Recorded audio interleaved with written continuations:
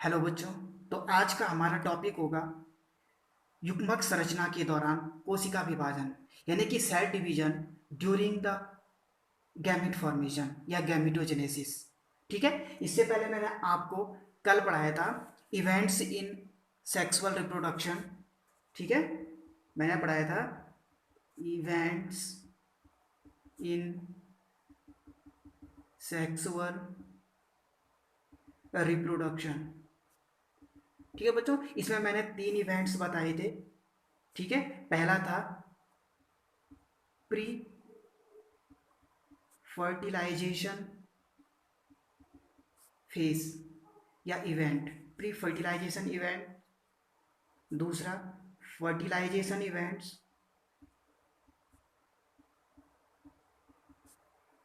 ठीक है, और तीसरा बताया था मैंने आपको पोस्ट फर्टिलाइजेशन इवेंट्स।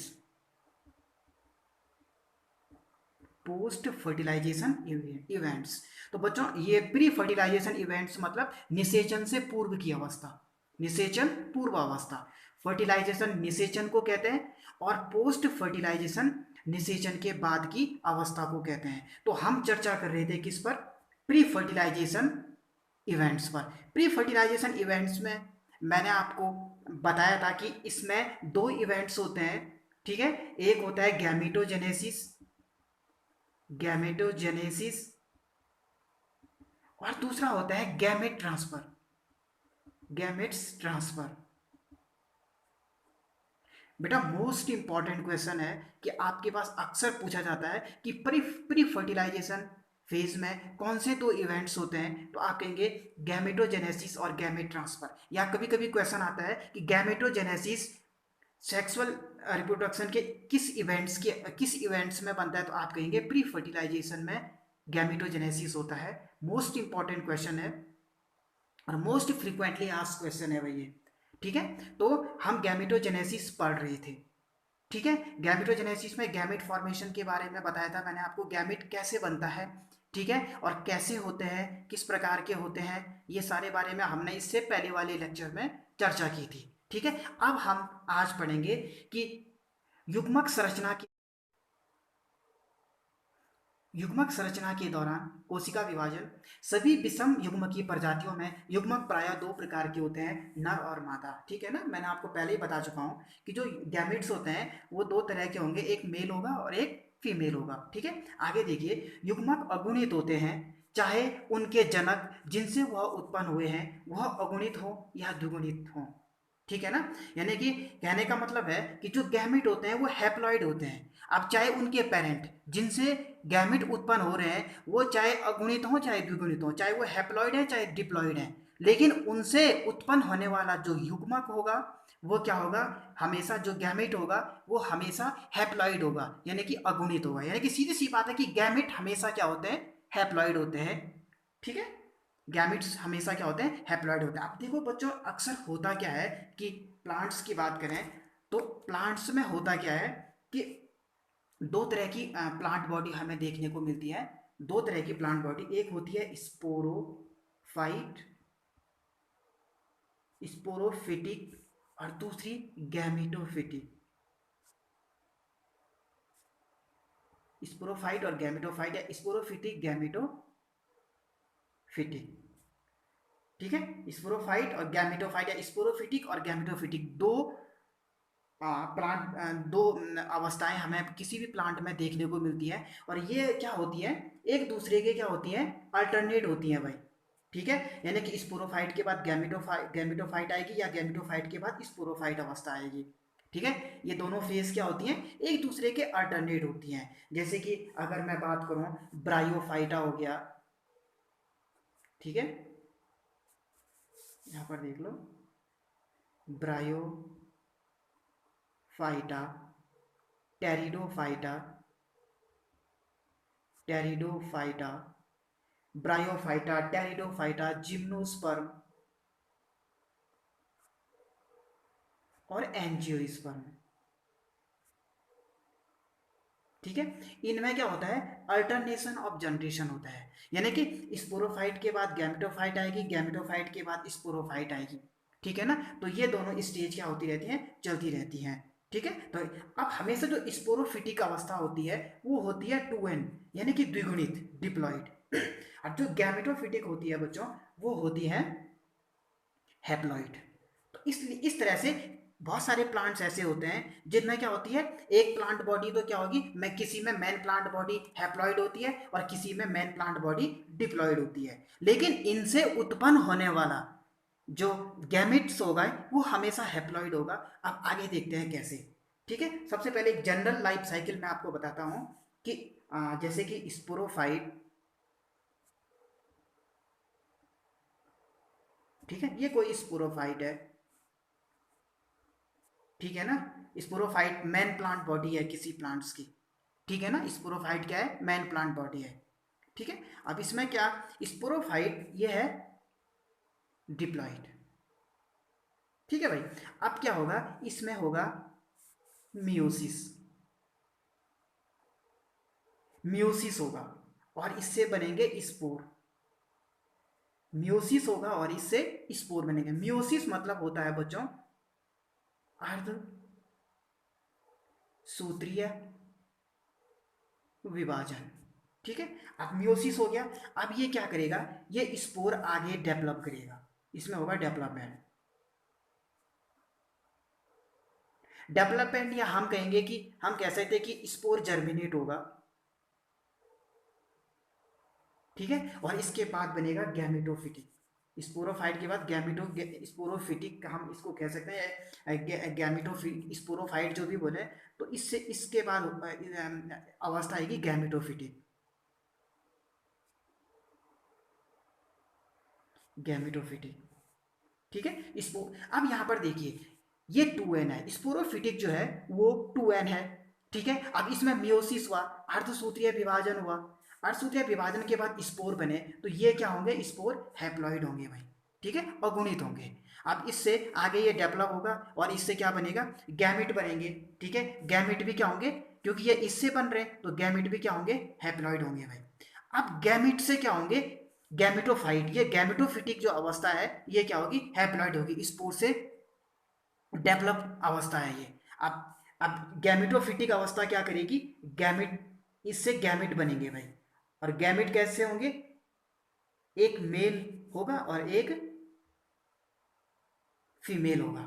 ये दोनों क्या है, ये दो गैमिट है, एक मेल और एक फीमेल, किससे बने हैं, गैमेटोफाइट से बने हैं। अब गैमेटोफाइट क्या है, हैप्लॉइड है और इस हैप्लॉइड से दो हैप्लॉइड गैमेट बने हैं। अब कैसे बनेंगे, अब इसके बीच होगा यहां पर माइटोसिस,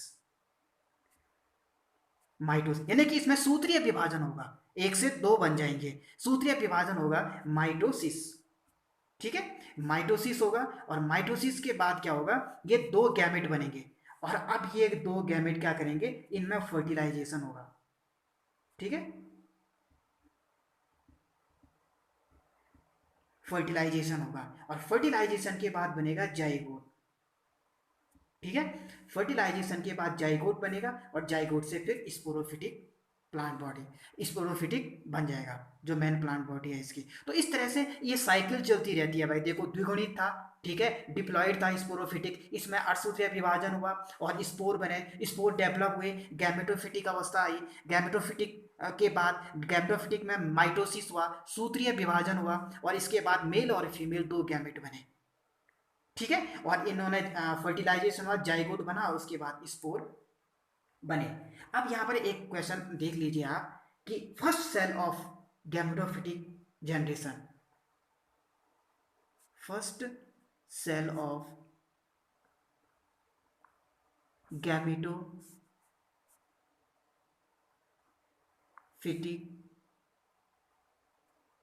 जनरेशन, हमेशा first cell of gametophytic generation, यहाँ पर लड़के अक्सर मोस्ट फ्रिक्वेंटली क्वेश्चन है भाई कि हमेशा आता है कि गैमेटोफिटिक जनरेशन जो होती है, गैमेटोफिटिक अवस्था जो होगी, गैमेटोफिटिक अवस्था की प्रथम कोशिका कौन होगी। तो अक्सर लड़के क्या करते हैं, गैमेटोफिटिक अवस्था है तो उसकी प्रथम कोशिका गैमेट होगी, नहीं, गैमेटोफिटिक अवस्था की प्रथम कोशिका स्पोर होगी।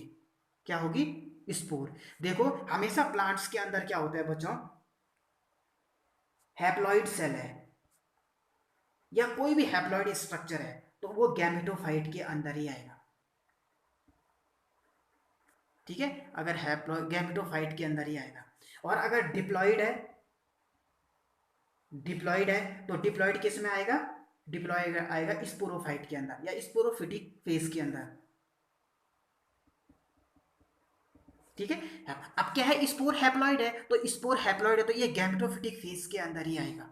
इसलिए इसकी प्रथम कोशिका, गैमेटोफाइट की प्रथम कोशिका क्या हो गई? स्पोर हो गई, क्योंकि ये हैप्लॉइड है यहाँ पर। ठीक है ना। और जो जाइगोट होगा, जाइगोट 2n होता है, क्योंकि दो हैप्लॉइड सेल है, दो हैप्लॉइड सेल के बीच फर्टिलाइजेशन हुआ और उसके बाद जाइगोट बना, तो जाइगोट 2n होता है, तो ये स्पोरोफिटिक के अंदर हम इसको लेंगे। ठीक है, तो ये इस तरह से, हाँ, haploid diploid, sorry, diploid haploid, haploid diploid, ये फेज आती रहती है भाई। ठीक है, किसी भी प्लांट में इस तरह से आपको ये दो फेज दिखने को मिलेंगी। ठीक है, स्पोरोफिटिक। अब देखो, जैसे कि ये तो है द्विगुणित कोई पादप है, तो उसके लिए अगर कोई हैप्लॉइड है, हैप्लॉइड प्लांट बॉडी के लिए, अब माना कि ये जाइगोट है, यहां पर क्या हो गई, ये ये 2n इसके स्टेज हो गए, ये n स्टेज हो गई। ठीक है, हैप्लॉइड की बात कर रहा हूं मैं। ठीक है, जाइगोट।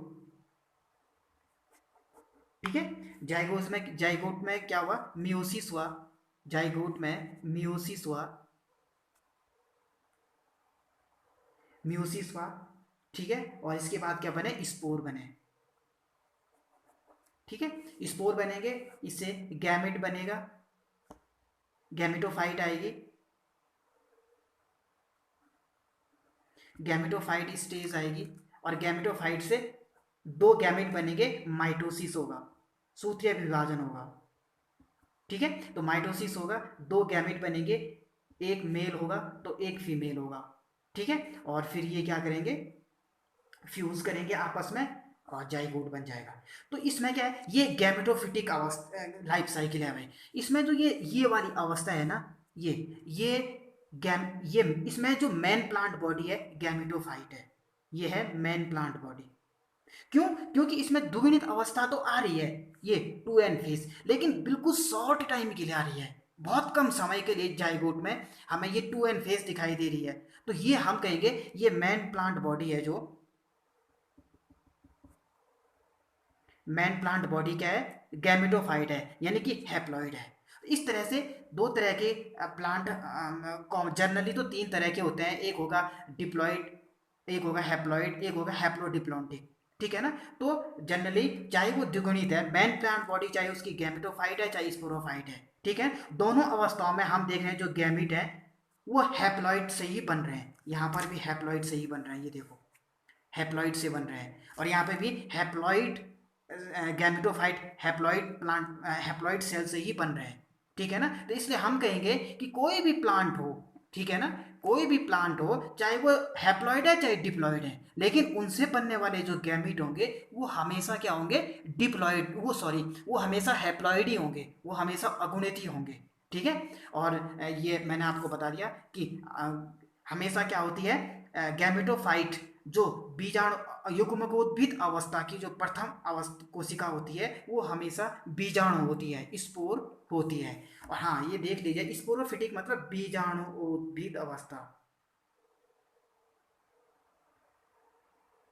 बीजाणुद्भिद अवस्था, और गैमेटोफिटिक मतलब युग्मकोद्भिद अवस्था। ठीक है, और युग्मकोद्भिद अवस्था की प्रथम कोशिका स्पोर, गैमेट मत लिखना भाई कभी। ठीक है, चलो आगे देखते हैं आप। तो बहुत से जीव, ये लाइन समझ में आ गई ना, कि चाहे वो द्विगुणित प्लांट बॉडी हो, चाहे हैप्लॉइड प्लांट बॉडी हो, चाहे डिप्लॉइड प्लांट बॉडी हो, दोनों स्टेज में हमारे पास जो गैमेट होंगे वो हैप्लॉइड ही होंगे।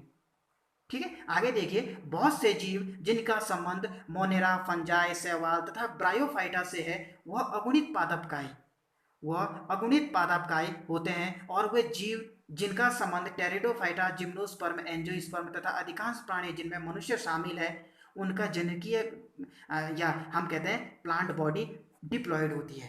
ठीक है, अब यहाँ पर देखिए, इसने कहा है कि मोनेरा, फंजाई, शैवाल, ब्रायोफाइटा जिनकी प्लांट बॉडी अगुणित होती है, ठीक है, यहाँ पर पहली बात तो आती है बच्चों, ये मोनेरा जो है, मोनेरा, मोनेरा में हम रखते हैं बैक्टीरिया को।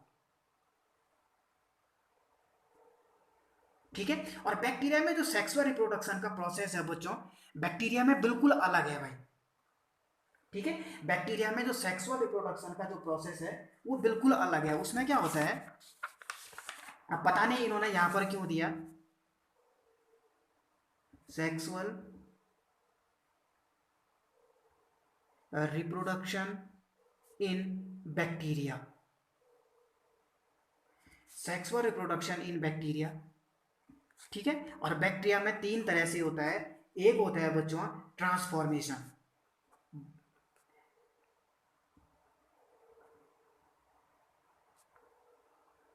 ठीक है, दूसरा ट्रांसफॉर्मेशन होता है जो लेबोरेटरी में होता है, ज़्यादातर लेबोरेटरी में किया जाता है, और दूसरा होता है ट्रांसडक्शन।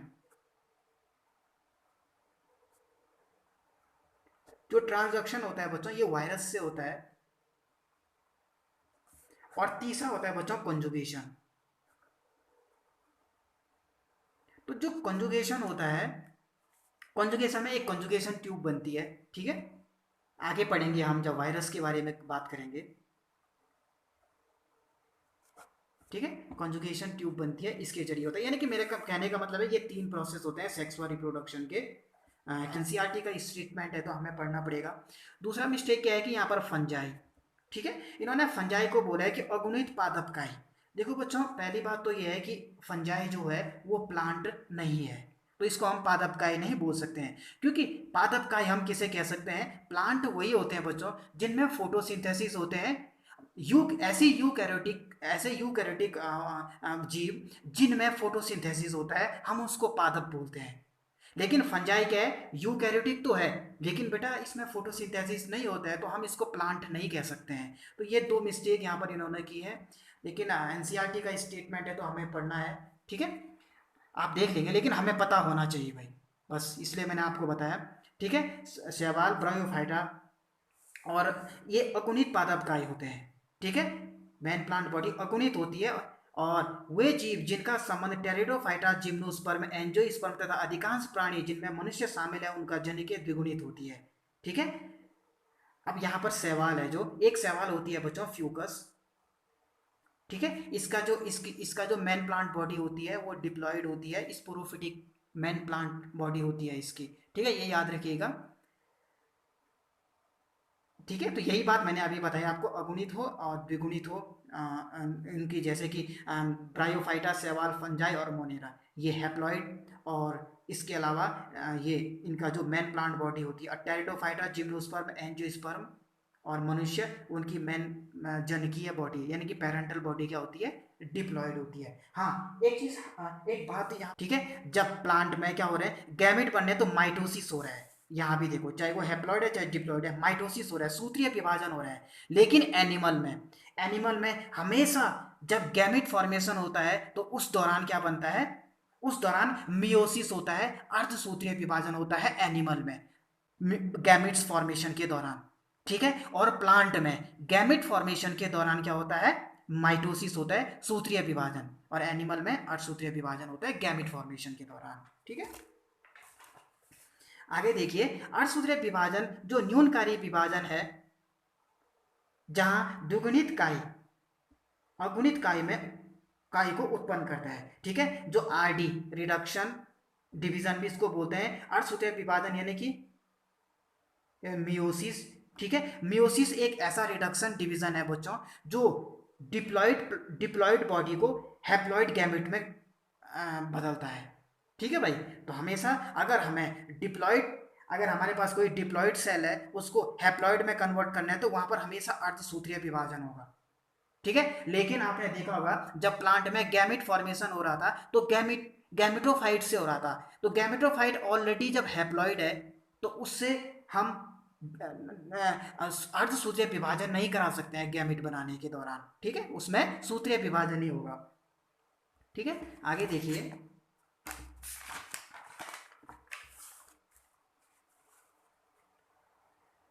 ठीक है।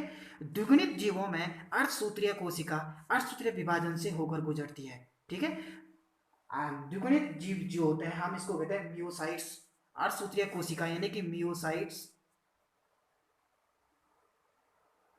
म्यूसाइट्स बोलते हैं इसको, अर्धसूत्रीय कोशिका को। और कोई भी डिप्लॉइड ऑर्गेनिज्म है, ठीक है, अगर उसकी जो म्यूसाइट्स है अर्धसूत्रीय विभाजन से होकर गुजरेगी, उसकी अर्धसूत्रीय कोशिका में हमेशा अर्धसूत्रीय विभाजन होगा। ये आप समझते हैं जब आपने 12th में 11th में आपने सेल डिवीजन वाला चैप्टर पढ़ा होगा।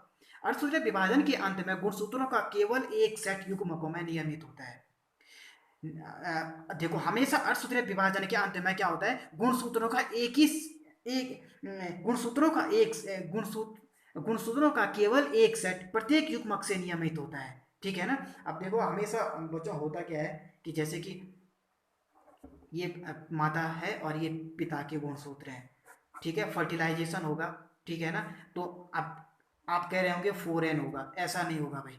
जो संतति होगी वो 4n होगी, ऐसा नहीं है। संतति हमेशा 2n ही होती है। और जो गुणसूत्र को मेंटेन रखता है वो कौन रखता है, ये दो फंक्शन है जो गुणसूत्रों को मेंटेन रखते हैं। एक है मियोसिस और दूसरा है फर्टिलाइजेशन। ठीक है। इसमें मियोसिस होगा और इसमें मियोसिस होगा, दोनों आधे आधे हो जाएंगे और फिर दोनों में जो गैमेट्स बनेंगे उन गैमेट्स में फ्यूजन होगा और फिर वो द्विगुणित संतति बन जाएगी। ठीक है। हाँ, तो इस तरह से हमारे पास जो ये मेंटेन रखता है गुणसूत्रों को, जो मेंटेन रखते हैं, एक मियोसिस अर्धसूत्रीय विभाजन और फर्टिलाइजेशन के द्वारा गुणसूत्रों की संख्या को एक पीढ़ी से दूसरी पीढ़ी में मेंटेन रखा जाता है। ठीक है, आगे देखिए। ठीक है। अर्धगुणसूत्रों में क्रोमोसोम में अर्धसूत्राणु यानी कि क्रोमोसोम में अर्धसूत्राणु क्रोमोसोम में दुगुणित गुणसूत्रों की संख्या तथा कुछ जीवों में अगुणित गुणसूत्रों की संख्या के रिक्त स्थानों को भरिए। आपकी एनसीईआरटी जो बुक है उसका टेबल है और मोस्ट इंपॉर्टेंट है बच्चों। अगर आपके पास एग्जाम में किसी भी जीव का गुणसूत्रों की संख्या पूछी जाएगी तो पक्की बात है कि यहीं से पूछेगा वो। ये एनसीईआरटी का टेबल है, चाहे कॉम्पिटिटिव एग्जाम में हो और या फिर आपका कोई नीट का एग्जाम है या फिर बोर्ड का एग्जाम है, कहीं भी। जैसे कि मनुष्य में, ठीक है, क्रोमोसोम्स 2n में गुणसूत्रों की संख्या, ठीक है, diploid number of diploid chromosomes मनुष्य में 46 होते हैं और हैप्लॉइड क्रोमोसोम्स कितने होंगे, 23 हो जाएंगे। युग्मकों में गुणसूत्रों की संख्या 23 और क्रोमोसोम्स डिप्लॉइड क्रोमोसोम्स 2n में गुणसूत्रों की संख्या 46। ऐसे ही घरेलू मक्खी है, ठीक है, नंबर ऑफ डिप्लॉइड क्रोमोसोम्स 12 है। तो अब हैप्लॉइड कितने हो जाएंगे, हैप्लॉइड क्रोमोसोम्स कितने हो जाएंगे इसके युग्मकों में, ठीक है, गैमेट्स में कितने हो जाएंगे, 12 का आधा कर दो 6। ऐसे चूहे में haploid number of haploid chromosomes कितने हैं, इसमें 21 है। युग्मकों में गुणसूत्रों की संख्या 21 है यानी कि आधी। तो इस अब क्रोमोसोम्स 2n में कितने गुणसूत्र हो जाएंगे, 21 का दुगना कर दो 42। ठीक है। ठीक है भाई। ऐसे ही कुत्ते में 78 होते हैं तो 78 का आधा कर दो 39। युग्मकों में इसका आधा हो जाएगा, क्योंकि युग्मक हैप्लॉइड होते हैं तो युग्मकों में गुणसूत्रों की संख्या आधी हो जाएगी। ठीक है। बिल्ली बिल्ली में कितने हैं, 19 गुणसूत्र हैं युग्मकों में। तो अब chromosomes 2n diploid number of chromosomes में कितने हो जाएंगे, अब इसका दुगना कर दो, 19 दूनी 38, 38।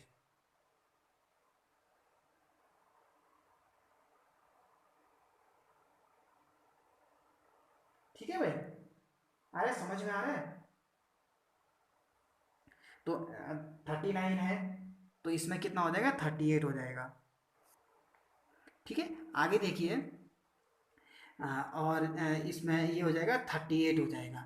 ठीक है। ऐसे ही जो इसमें देखिए आगे, जैसे कि फल मक्खी फ्लाइंग फ्रूट्स है तो इसमें द्विगुणित गुणसूत्रों की संख्या कितनी है, डिप्लॉइड नंबर ऑफ क्रोमोसोम्स 8 हैं तो हैप्लॉइड नंबर ऑफ क्रोमोसोम्स कितने हो जाएंगे, 8। 8 का आधा कर दो 4।